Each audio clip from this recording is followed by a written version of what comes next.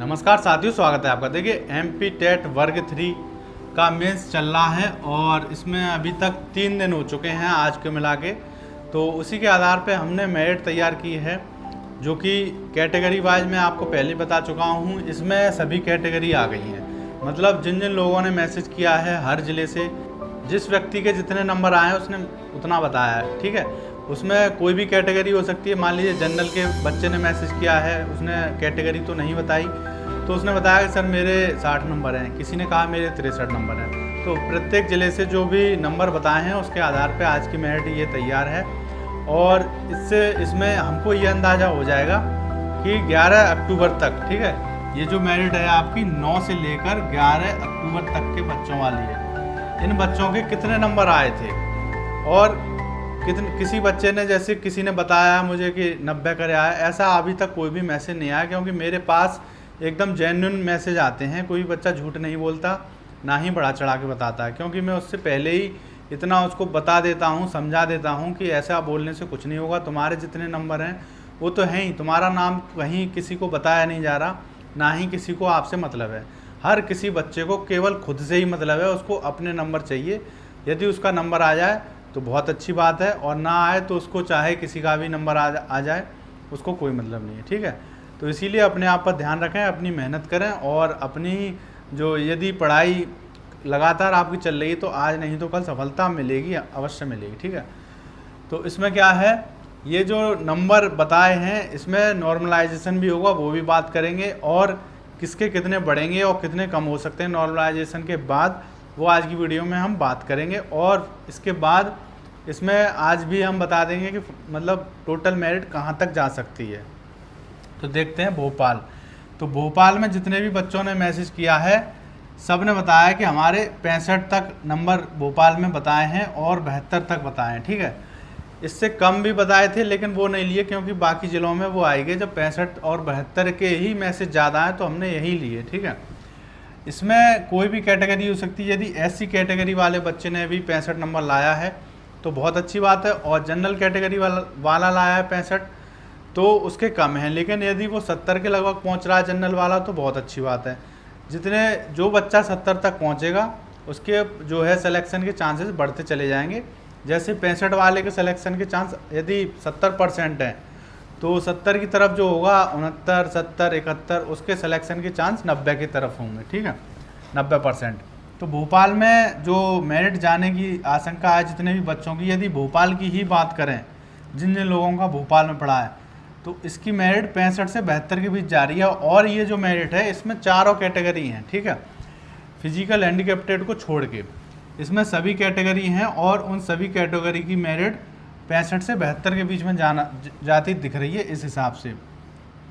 और मैं आपको पहले ही बता दूं, ये केवल मेरा डाटा है, जितने भी मुझसे बच्चे जुड़े हैं, कम से कम 400-500 बच्चे जुड़े हैं, उन सब का डाटा है ये मिला के, बाकी लोगों का नहीं। हम तो केवल जैसे टेस्ट करते हैं ना, एक ब्लड की एक बूंद ले ली तो उससे पता चल गया। अब पूरे समुद्र को, पूरे शरीर को टेस्ट करना है तो पूरे ब्लड को आना पड़ेगा। पूरा ब्लड आने का मतलब ये है जितने भी लोगों ने टेस्ट दिया है सबके नंबर हमें पता हों, तो वो तो नहीं कर सकते। हम इन्हीं बच्चों से थोड़ा अंदाज़ा लगा सकते हैं।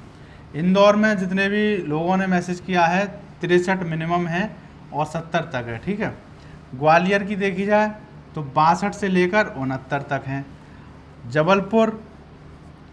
जबलपुर की यदि बात करें तो 60 मिनिमम है और 67 तक इसके बीच में मेरिट जा रही है। उज्जैन की बात करें तो 61 से लेकर 68 तक मेरिट जा रही है। रीवा की बात करें तो 58 से लेकर 65 तक मेरिट जा रही है। मतलब जिस बच्चे के 58 भी आए, मतलब 58 से 65 से ज़्यादा किसी बच्चे के नहीं आए। रीवा की बात हो गई। और आपकी सतना की बात करें तो 57, सबसे मिनिमम 57 हो गए और 64 तक है। सागर की बात करें तो 59 से लेकर 66 तक है। ठीक है, होशंगाबाद की बात करें तो 60 और 66 के बीच में मेरिट जा रही है इसकी। देवास की बात करें तो 58 से 64 के बीच में। ठीक है, ये तो होगी यदि एक ज़िले की निकाली जाए उस हिसाब से मेरिट हो गई। अब इसमें आप देख सकते हैं कि सबसे कम जो नंबर हैं वो हैं ये 57।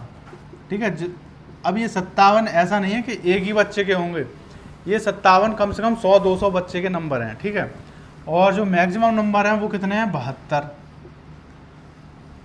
अब देखिए मेरिट कहाँ से स्टार्ट होगी, मेरिट स्टार्ट होगी आपकी 72 से लेकर घटेगी। और इसमें सभी कैटेगरी हैं आपकी, जनरल, SC, ST, OBC, ठीक है, और EWS।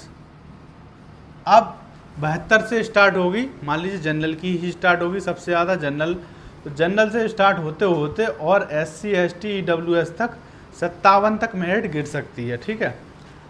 इसमें पदों के अनुसार ही मेरिट लगेगी, क्योंकि पद इसमें काफ़ी ठीक हैं और जो बच्चे हैं देने वाले वो कम हैं। यदि यही बच्चे कम से कम 10 लाख होते तो मेरिट इसकी, यदि 72 कोई बच्चा बता रहा है तो समझ लीजिए 72 आने वालों की संख्या कम से कम 1000 होगी। लेकिन इसमें देने वालों की संख्या कम है, इसीलिए 72 ज़्यादा बच्चे नहीं होंगे। एक दूसरी मेन चीज़ ये है कि जिसके 72 हैं वो भी कंफर्म नहीं है, जिसके 68 हैं वो भी कंफर्म नहीं है।